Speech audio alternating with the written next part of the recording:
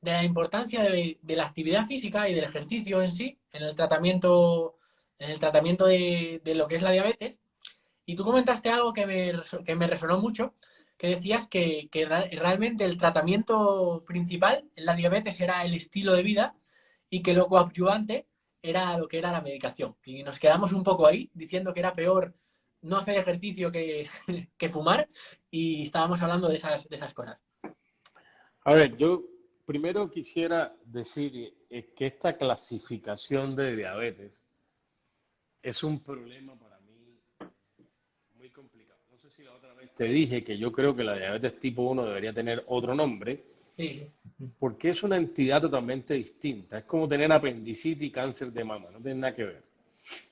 Eh, Totalmente distinto. Entonces, para ambas enfermedades, para mí el pilar del tratamiento es ejercicio y nutrición correcta por personas que tengan entrenamiento y sean adecuadas en su prescripción. Porque las redes están llenas de malos informadores y yo no puedo seguir el tratamiento de una enfermedad que es catastrófica per se, que produce mortalidad acelerada en el mundo entero, por el Internet. Yo creo que, a ver, primero, las personas tienen que coger, evidentemente, informadores con adecuada prescripción de nutrición y ejercicio. Ahora, porque entonces empiezan las historias. Que si yo tomo jugo, que si no tomo jugo, que si yo como pan, que si yo no como pan.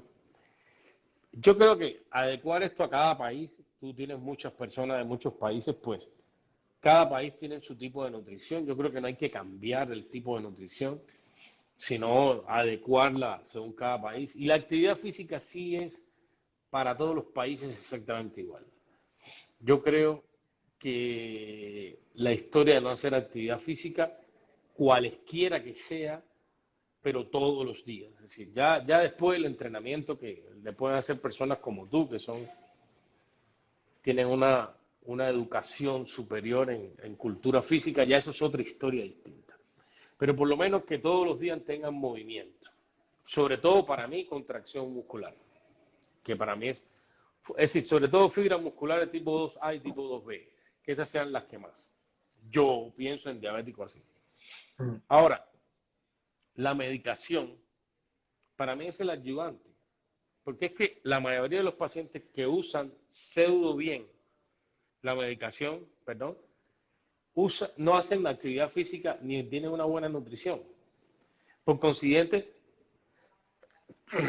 por consiguiente se convierte en un problema. No a una buena nutrición, no a una buena actividad física y además pseudo médico mal.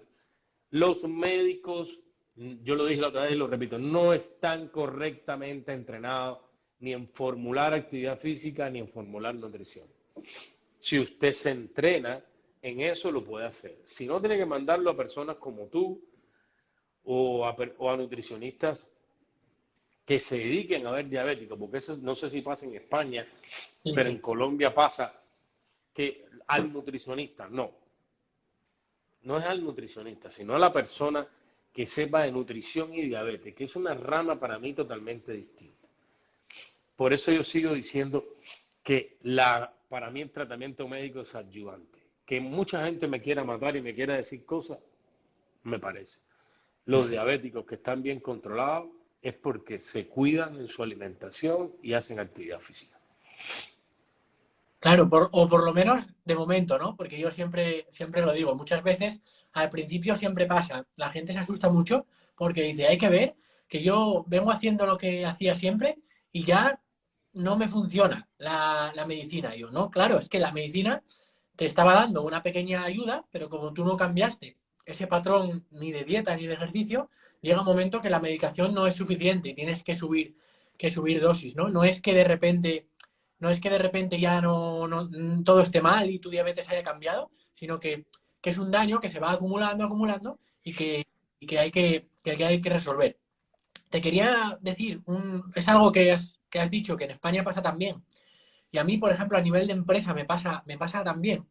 Y eso es algo a nivel también de logística, política, ministerios, que realmente ahora yo, por ejemplo, a la hora de contratar a gente para el equipo, para que nos ayuden con toda la gente que tenemos, es un problema, ¿no? Porque tú contratas a un nutricionista y pasa lo que estás diciendo, y con los licenciados de ejercicio también, que una cosa es que la ley te habilite para trabajar con personas con diabetes, y otra cosa muy distinta es que esa persona esté formado adecuadamente en diabetes. Está claro que en nutrición, en deporte van a estar formados, pero luego una parte importante es que tengan formación suficiente en diabetes. Y eso a nivel logístico hay un problema, porque yo, por ejemplo, yo colaboro con la Universidad Europea de Madrid y yo doy un módulo dentro de un máster para profesionales de prescripción de diabetes, de prescripción de ejercicio en diabetes. Entonces, ¿cuál es la realidad? Que no tenemos formaciones oficiales sobre diabetes en nutrición, en ejercicio. Es como que tú contratas a alguien para que te ayude, a otro profesional, y o está formado en diabetes por su cuenta o no tienes ningún tipo de seguridad en este sentido. No es como, por ejemplo, con los médicos, que sois endocrinos, que sabéis que por lo menos tenéis una base de diabetes muy importante. Con los otros profesionales es muy complejo esta parte. No sé si tú lo has vivido así. Bueno, pero mira lo que pasa con la endocrinología en Colombia.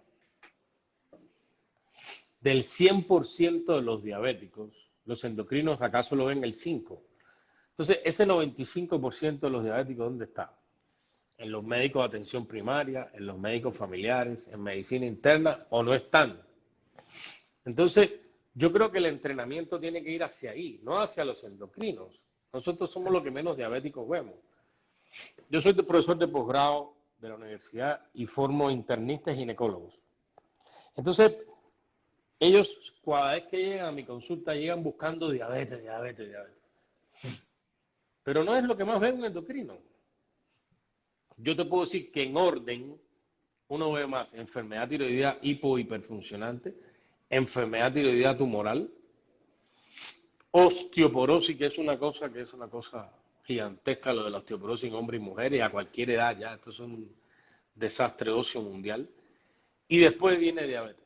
Así que fíjate, en la escala de ver pacientes de un endocrino, que tanto se busca el endocrino para la diabetes, yo creo que lo que hay que buscar es, para el diabético, lo que hay que buscar es personas que me entrenen en hacer actividad física y personas que me entrenen en la alimentación.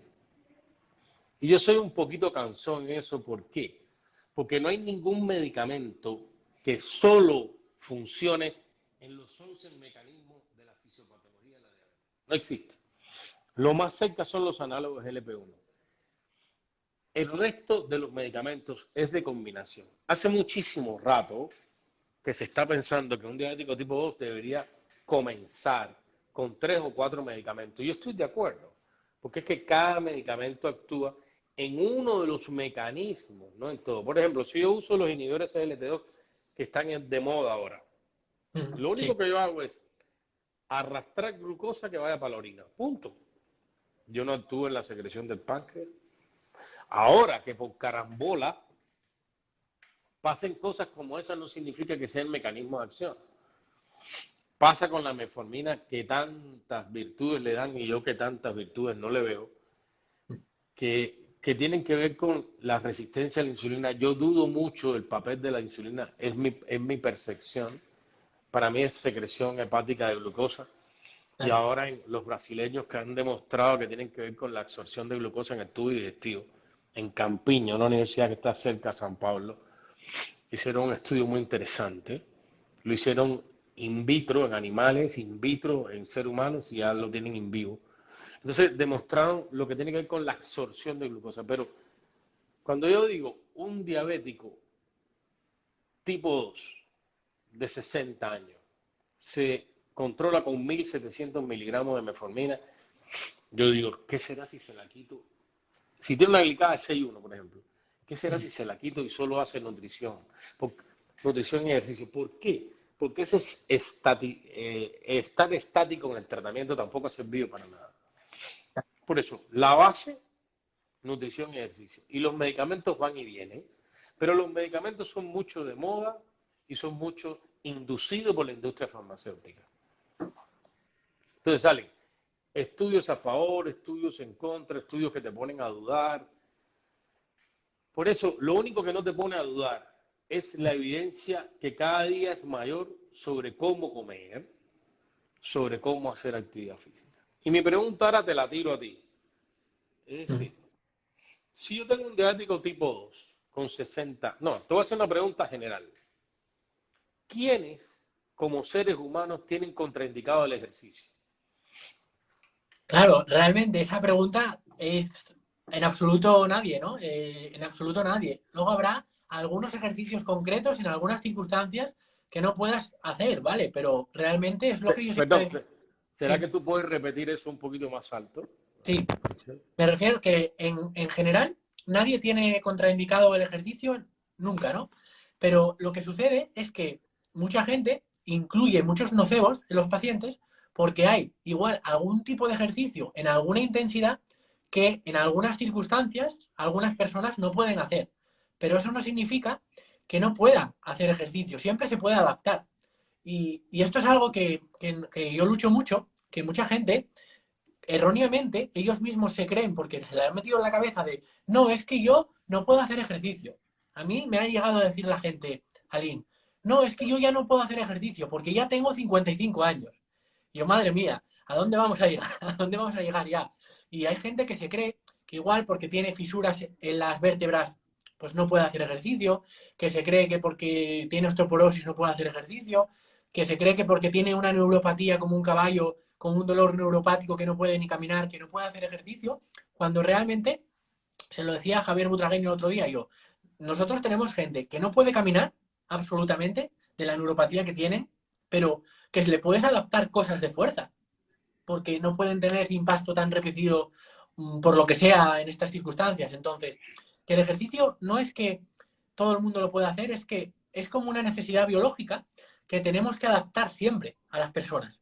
Siempre, siempre, en cualquier escenario. Y de hecho, el único ejercicio yo creo que es más seguro y que te da más beneficio, con más porcentaje de seguridad, que te va a dar menos problemas, siempre es el de fuerza, porque es el más fácil de adaptar para ¿Será que eso todos. lo puede, perdón, lo puede decir más alto y repetirlo?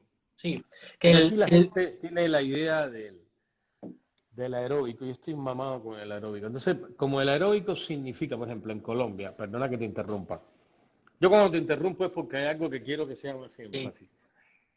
En Colombia, no sé en España, yo creo que no, aquí hay ciudades peligrosas, reales, eso sí no lo podemos hacer en toda América Latina. Y hacer actividad al aire libre no es lo más común. La gente tiene que encerrarse a hacer actividad por seguridad, listo, o por tiempo, o por lo que usted lo quiera sumar. Yo he visto, esto es una opinión que voy a dar y aquí me va a caer, me va a matar. Para mí el ejercicio aeróbico en el control de hipertensión y diabetes ha sido un fracaso en la historia de la medicina. Mi opinión personal, porque eso fue lo que durante mucho tiempo se dijo. Entonces, yo no veo que primero la gente lo haga de manera constante. Esa frase de hacer ejercicio 3 veces a la semana va a ser terrible. Yo siempre le digo, cuando no haga ejercicio no se lava la boca, va a ver el aliento que tiene. Entonces, ¿qué es que tú empezaste a hablar? El ejercicio de fuerza.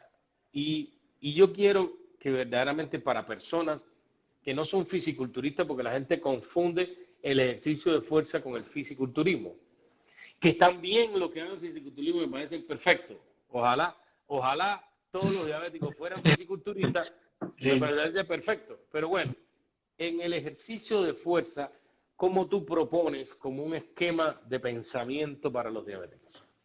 Tipo Claro, 2. sí, lo primero es que hay que evaluar la función física de primero para ver cómo de mal estás, ¿no?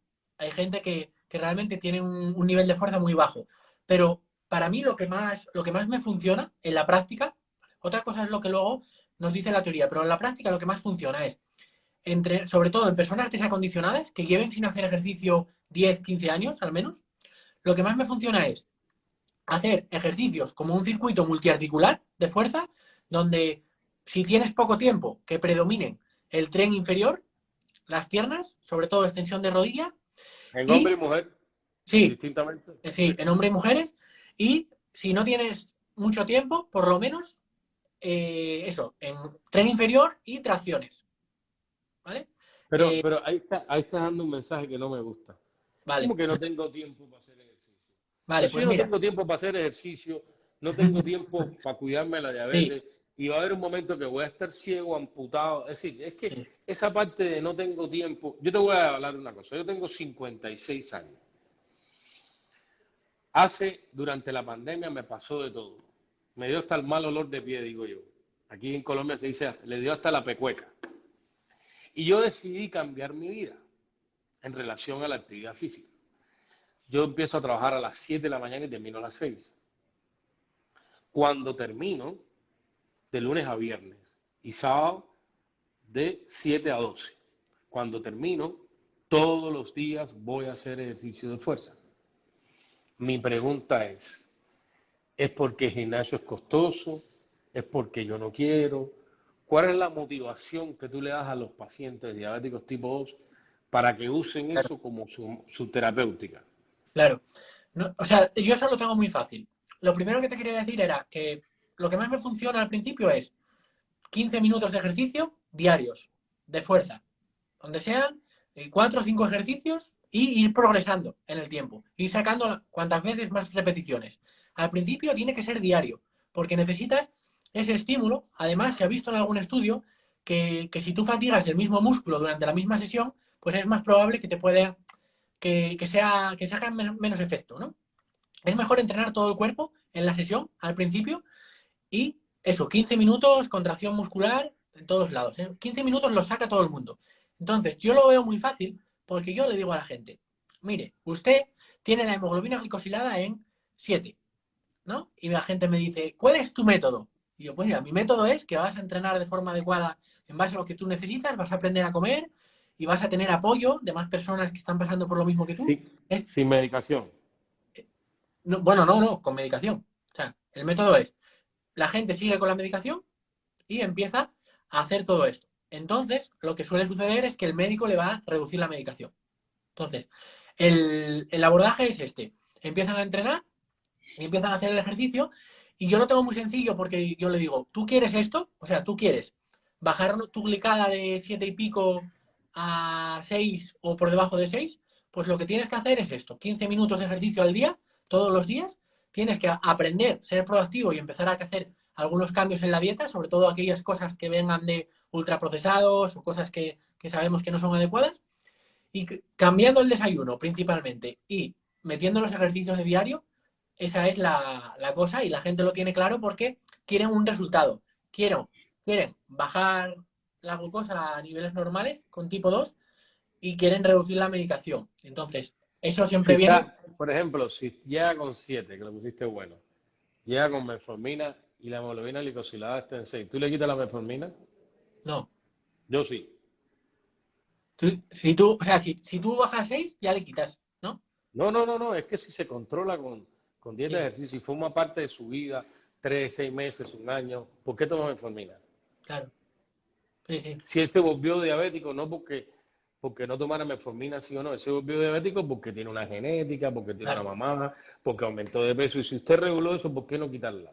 claro. Acuérdate que tú y yo nos conocimos por una cosa de cirugía bariátrica que ahorita hablaremos, pero yo sí digo, si yo tengo un paciente con hemoglobina glicosilada en 7 y usando 1500 miligramos de metformina, un ejemplo, está en 5,8, ¿por qué no se la quito? Sí, ahí sí, claro. Sí, sí, sí, sí. Sí, Es decir, ¿por qué no se la quito? Y si se vuelve a subir, ¿por qué no se la pongo? claro, claro, claro.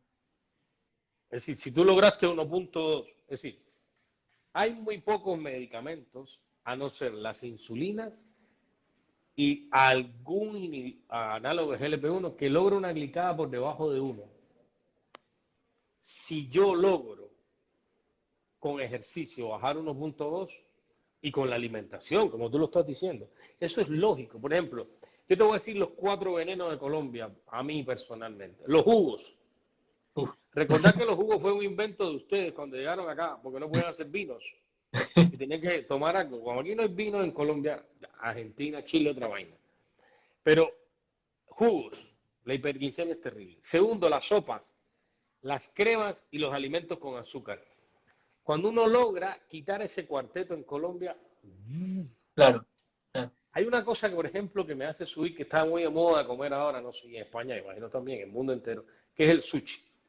Sí, Yo he tenido en monitoreo continuo de glucosa unas hiperglicemias por sushi, sobre todo en pacientes con bomba de insulina, claro. que me da miedo. Entonces yo trato de regular cosas que yo estoy viendo en él.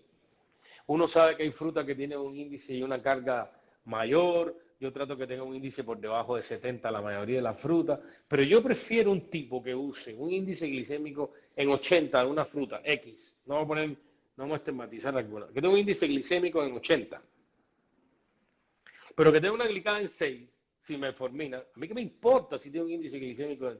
Porque otra cosa es tener la glicada y la variabilidad, pero eso se ve más en diabéticos tipo 2, con mucho tiempo de evolución, la variabilidad glucémica, las incursiones hacia arriba, hacia abajo, y en los diabéticos tipo 1.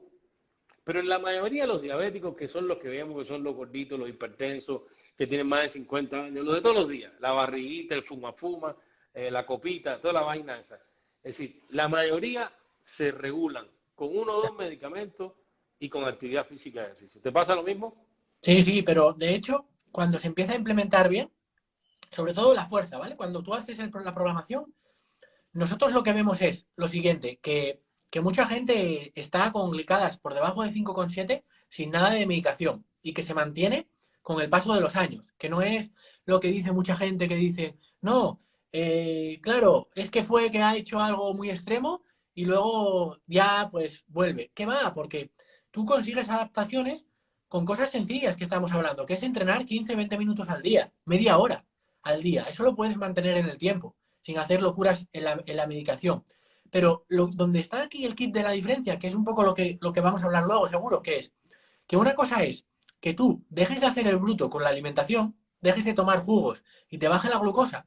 Y luego otra cosa muy diferente es cuando empiezas a progresar en masa muscular, empiezas a ganar fuerza, masa muscular, empiezas a conseguir también reducción en la grasa visceral. Lo que ahí pasa también no solo es que te baje la glucemia, sino que tu cuerpo empieza a metabolizar más glucosa. Y esa frutita que antes te tomabas de índice glucémico de 80 y te ponías en 150, en 180, con el paso del tiempo, haciendo ese trabajo, teniendo mejoras metabólicas, te vas a dar cuenta que esa misma fruta ya no te sube la glucosa como antes. La empiezas a tolerar mejor. Y esto es un poco las cosas que nosotros basamos, ¿no? Que al final es lo que tú dices, que no vas a prohibirle la fruta a una persona que tiene diabetes tipo 2 y la glicosilada en 6, porque es un alimento que tiene otros beneficios a nivel bioactivo, cardiosaludables, y que si tú consigues que metabolice más hidratos de carbono con el ejercicio, pues que ahí está el verdadero escollo. Y Hay, no tanto... hay, hay un ejemplo mundial de una fruta que es famosísima en el mundo entero, el mango. El mango tiene sacarosa, tiene fructosa y tiene lactosa, es decir, pero yo te pregunto, yo cojo una taza de 150 gramos, que eso más o menos tiene más o menos 150 calorías. Me como un mango, ¿no? Me comí un mango, lo puse en una taza, 150 gramos, me lo estoy comiendo. Me hago, me hago una glicemia. Después el mango a la hora está en 145.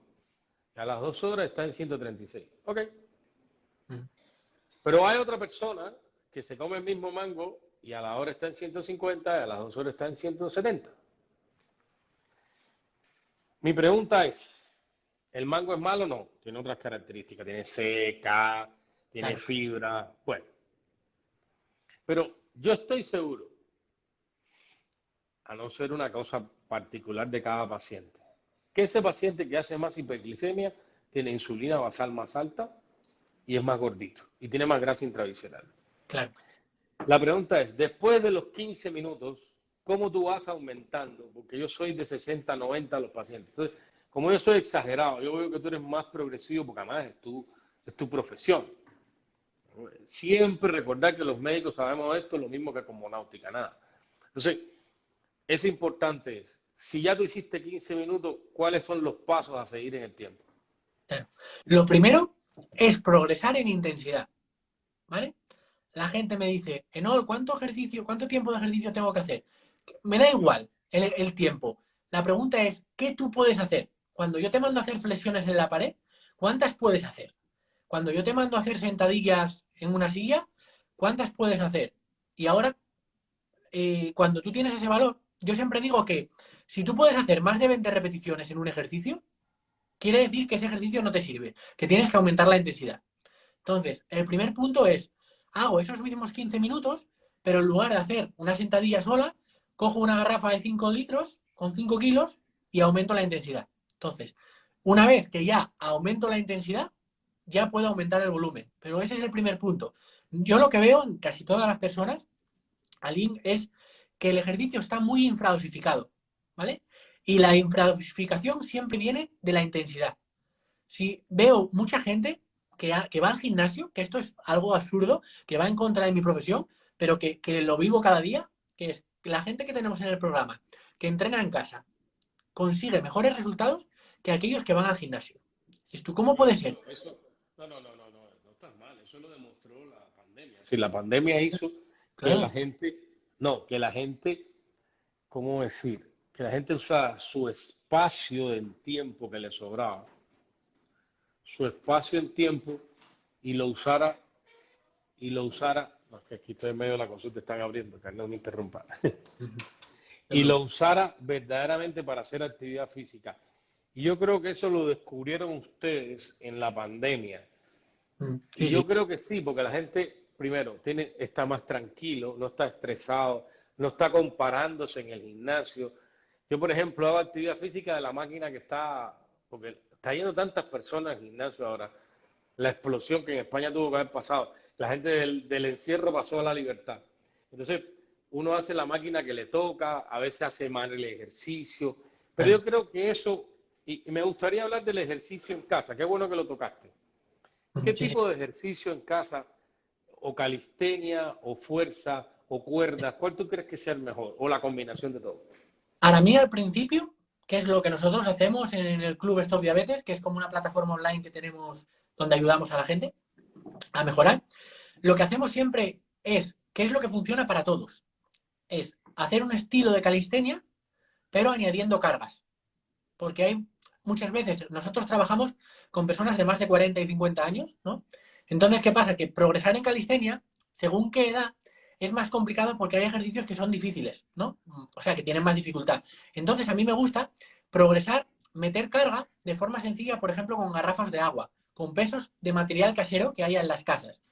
Es mucho más fácil enseñarte a coger una garrafa y hacer una sentadilla, levantarte de una silla con peso de forma repetida, que enseñarte a hacer una sentadilla a una pierna.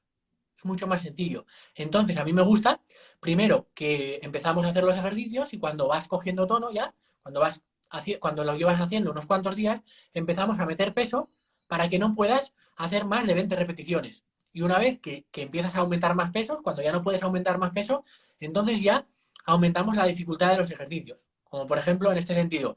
Primero hago los ejercicios sentado en una silla. Me levanto y me siento, luego hago la sentadilla completa. Me levanto y hasta abajo, hasta donde pueda. Luego cojo una garrafa con peso y lo hago. Luego cojo dos garrafas y lo hago. Y luego ya te enseño a hacerlo a una pierna. Entonces esa sería la progresión. Combinar un poco lo que es la calistenia con las cargas, ¿no? Que es lo que es más útil. Aquí yo he tenido, bueno, esto tiene que pasar en España igual. Hay un ejercicio concurrente ahora que usan mucho personas diabéticas y no diabéticas, que es el CrossFit. Sí. Yo verdaderamente, muscularmente no lo entiendo mucho. ¿Qué quiere decir esto? Como las fibras musculares se mezclan, no el deportista de alto rendimiento. Aquí saquemos los deportistas de alto rendimiento. Eso, pongámoslo a un lado.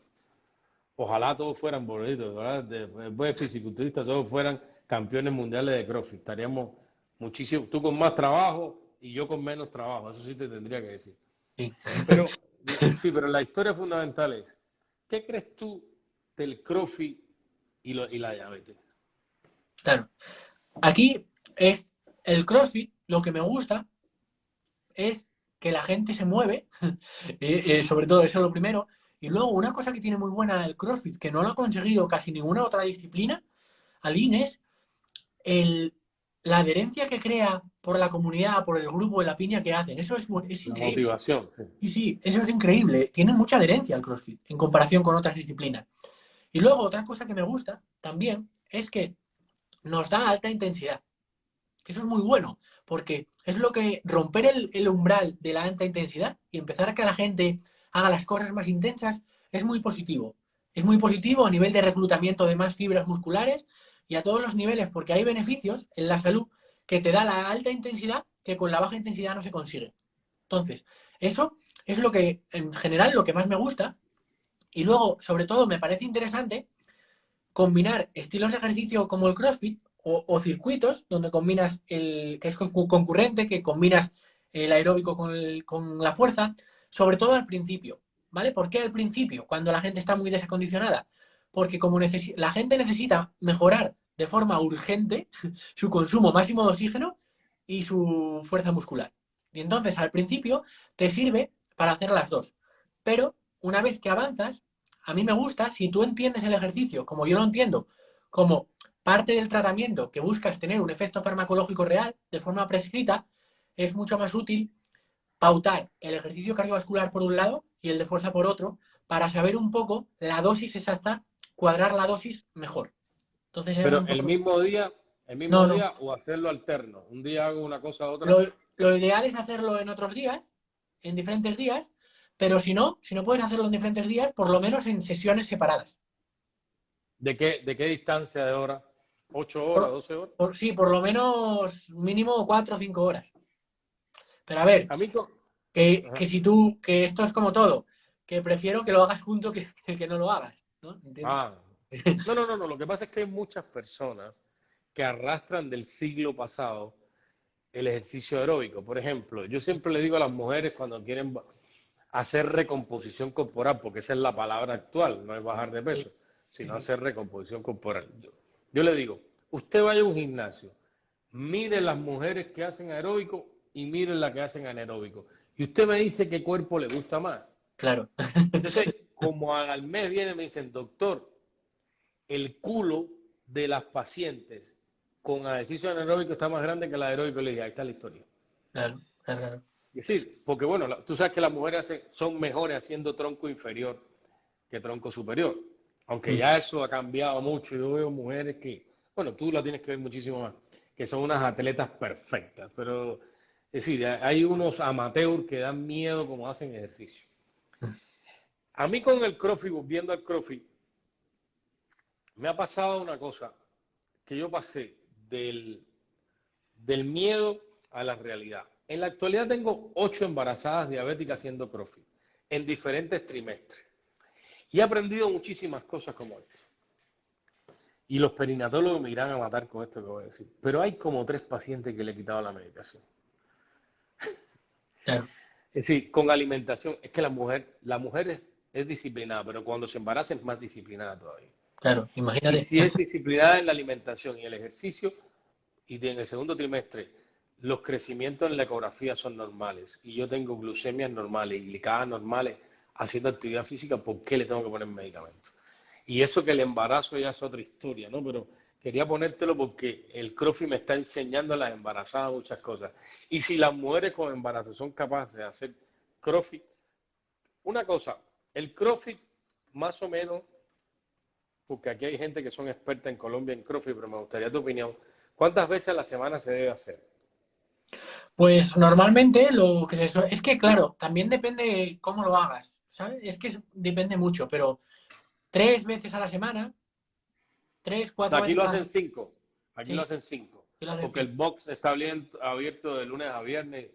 Y esos 2 días, porque es que el diabético no es un fisiculturista, que el fisiculturista descansa, el diabético no es fisiculturista, porque sigue teniendo diabetes sábado y domingo. Además es Claro, peor, porque sábado y domingo come más. claro. Entonces, esos 2 días que no hace CrossFit, ¿qué tú le sugieres que haga? Claro. Aquí, por ejemplo, si tiene un buen entrenador de CrossFit, ¿vale? El hacer 5 días no sería un problema, porque lo tendría pautado y lo tendría organizado de tal manera para que pueda hacer 5 días, ¿sabes? Porque el CrossFit hay veces que priorizan más cardio, priorizan más fuerza, depende de cómo lo configuren. Entonces, si yo hacen 5 días que va al CrossFit y que le miden esa parte, lo que yo haría es mirar qué tipo de ejercicio no suele hacer con el CrossFit, ¿vale? Por ejemplo, a reglas generales tienes la fuerza, que normalmente la suelen meter bastante en CrossFit. Luego tienes el ejercicio cardiovascular de alta intensidad, que es estilo tipo HIIT y estas modalidades que se suele hacer bastante también en CrossFit. Y luego tienes el ejercicio de baja intensidad cardio general. Entonces, si cubren la parte de fuerza, si por lo menos entrenan fuerza, pues 3 días a la semana bien y están progresando, lo que diría es que esos otros 2 días que se mantengan activos y que intenten hacer algo de ejercicio pues, de baja intensidad, acumular todos los minutos que puedan, porque ya están cubriendo la otra parte, entendiendo que lo otro siempre es más importante. Aquí hay un ejercicio que se hace mucho en Colombia, que ustedes también lo hacen mucho, que es el ciclismo. Sobre todo el ciclismo de ruta, no el ciclomontañismo, a pesar de Sí. que en Colombia hay mucha. Pero bueno, ¿qué opinión te merece? Porque las personas que salen a hacer ciclismo lo hacen, es decir, 3 veces, 4 veces a la semana. Claro. ¿Qué opinión te merece el ciclismo como disciplina deportiva y tratamiento en la diabetes? Sí. En mi experiencia, esta es mi experiencia personal, es el ciclismo puede desplazar a ejercicios más interesantes. Entonces, lo primero que tenemos que entender es, la base es la fuerza. Entonces, vamos a tener un trabajo mínimo de fuerza y si no, no hagas el ciclismo todavía. O sea, primero prioriza la fuerza. Porque tengo mucha gente que hace ciclismo, pero realmente el ciclismo, a no ser que lo hagas con una práctica deliberada deportiva muy en serio, no suele dar buenos resultados en la glucemia, porque tendrías que acumular muchísimo volumen de trabajo y no suele dar buenos resultados. Entonces, primero, aunque hagas ciclismo, tienes que tener tu programa semanal de fuerza, porque el ciclismo nunca va a compensar no hacer fuerza, ¿vale? Entonces, eso por ahí. Y luego, cuanto más minutos acumules de ciclismo a lo largo de la semana, genial, pero entiende que si tienes osteoporosis, el ciclismo no te va a resolver la osteoporosis, entiende que si tienes falta de fuerza y falta de músculo, el ciclismo no te la va a devolver, porque vemos mucha gente, nosotros, por ejemplo, con tipo 2 que están en infrapeso o en normopeso, que no tienen obesidad. Entonces, esas personas lo que tienen que hacer es el ejercicio que hacen, tienen que centrarse en la fuerza, en ganar músculo y en comer lo suficiente. Entonces, que, que es el ejercicio, todo el ejercicio es bueno, pero hay que entender que no hacer fuerza no es una opción. No sé si me explico. Hay una cosa que quería comentar, que yo te la comenté y tú abriste los ojos, que es sobre el retirar los medicamentos. A ver, en Colombia hay un grupo de médicos. Yo, por ejemplo, yo valoro a todo el mundo que habla. Yo no soy, no sé tú, no, yo no soy Dios, ni soy el que más sé, ni nada. Sí, sí. Yo hay una cosa importante. En Colombia hay un grupo de médicos nuevo ahora que se llaman los médicos funcionales. No sé si en España pasa lo mismo. Sí, Y la sí. medicina funcional en ocasiones dicen, diabético tipo 1 no usa insulina. No, a ver, yo quiero especificar bien lo que te he dicho de la medicación. Yo creo que hay muchos pacientes que usan monoterapia o terapia dual, que si entran en la disciplina de la alimentación y entran en la disciplina del ejercicio, yo creo que pudieran suspender la medicación. Mas no estoy invitando a nadie a suspender la medicación porque ustedes tienen que tener, a lo que están escuchando o lo que van a ver en el video posterior, seguimiento con su médico, el que ustedes quieran, seguimiento de su analítica o sus exámenes clínicos, como se dice en América Latina, y seguimiento por la otra persona que la vea. Yo no estoy invitando a nadie a quitar medicación porque yo que baso todo en medicina basada en la evidencia, no. Lo que pasa es que la medicina basada en la evidencia la construimos porque hay alguien que paga para poder hacerla en muchas ocasiones. Claro. Como pagar el ejercicio y pagar la nutrición no tenemos mucho, entonces no tenemos tanta medicina basada en la evidencia. Por desgracia los estudios son pocos, con pocos pacientes, por 12 semanas, a veces uno quisiera tenerlo por 52 semanas o por 117 semanas. Pero en ningún momento estoy invitando a nadie a quitar medicación. No va a ser que haya un loco por ahí que se empiece a quitar medicamentos y después nos demanden Sí. Enol y Alin mandaron a quitar medicación. Eso es una cosa que quiero dejar claro. La medicación forma parte del tratamiento, pero para mí no es el fundamental tratamiento. El diabético tipo 2. Diabético tipo 1, que el esquema es un esquema, yo uso un esquema basal bolo o tengo una bomba de insulina. Sí. ¿Qué ejercicio en diabéticos tipo 1 diferente al diabético tipo 2 o es lo mismo, es el mismo saco? Yo lo que hago es que yo entiendo el ejercicio de la siguiente manera. Tenemos unas necesidades fisiológicas todos, ¿no? Todos tendríamos que tener mucho más músculo, tener más fuerza y estar más sanos, ¿no? Entonces, yo oriento el ejercicio para mejorar las capacidades, sobre todo mitocondrial y de fuerza, y luego tengo que mirar las limitaciones o las características que me genera cada tipo de diabetes y ahí cambio cosas. Pero en general, en la diabetes tipo 1 planteamos lo mismo, tener una base de fuerza y sobre todo en la diabetes tipo 1 lo que es muy, muy interesante, que a mí me ayuda mucho porque dentro del equipo también gestionamos el manejo de insulina. Entonces, es muy importante no acumular más de 2 días sin hacer ejercicio. Intentar hacer ejercicio a diario o casi a diario una diabetes tipo 1, porque si no, vas a tener cambiada la sensibilidad de la insulina unos días y otros, y el paciente se va a volver loco de subirme la lenta, bajarme la lenta. Tenemos que tener una estabilidad con el ejercicio para que sea más fácil calcular las dosis. Entonces, el ejercicio de fuerza, por lo menos 3 veces a la semana, fundamental. 3 veces a la semana, fundamental. Y luego, si no puede, si te gusta hacer bici o lo que sea, vale, lo haces, pero vas a tener que requerir una adaptación. Vas a tener que aprender a gestionar el deporte. Gestionar el deporte en la diabetes tipo 1 es complicado. Y si estás acostumbrado a llevar una dieta muy mala, con muchas, muchas dosis de insulina, es muy probable que tengas unas hipoglucemias horrorosas y que requiere Bueno, una adaptación grande, ¿vale? Y esa es la parte importante, pero en general es lo mismo. Si no has hecho ejercicio nunca, mínimo hacer fuerza 3, 4 veces por semana, mínimo, te recomendaría casi todos los días, ¿vale? 15, 20 minutos, lo mismo que hemos dicho, y luego pues aprender a gestionar la insulina acorde, ¿vale? Pero lo mismo. hay una cosa que pasa con el diabético tipo 1. Dos cosas fundamentales. Una, la queja cuando hacen actividad física y la hipoglicemia. Sí. Esa es una.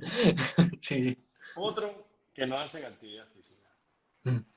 Y otro importante es que no combinan actividad física, insulina, que el diabético tipo 1 no la puede dejar, estamos hablando de diabetes tipo 1, y actividad física y alimentación. Es decir, ese trío en el diabético tipo 1, bueno, está el diabético tipo 1 con bomba de insulina, que es otra historia, totalmente distinta, pero la bomba de insulina es un aplicador automático y punto. Es decir, yo creo que no hay que torturarse.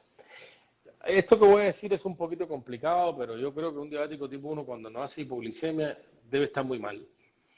Porque, porque debe estar con hiperglicemia. Claro, Claro. el diabético tipo 1 puede tener una glicada de 6, 5 y tener muy mal control porque el criterio que se usa ahora se llama tiempo en rango y eso cambió en la manera de ver a un diabético tipo 1 y tipo 2. Es decir, cuando hay cuando tengo un sistema de monitoreo continuo de glucosa que puedo medir real 24 horas, la historia es tiempo en rango. ¿Y cómo pasa esta historia? Yo tengo que tener un rango, que pongamos un rango de 100 a 180, más del 70% de mi glicemia.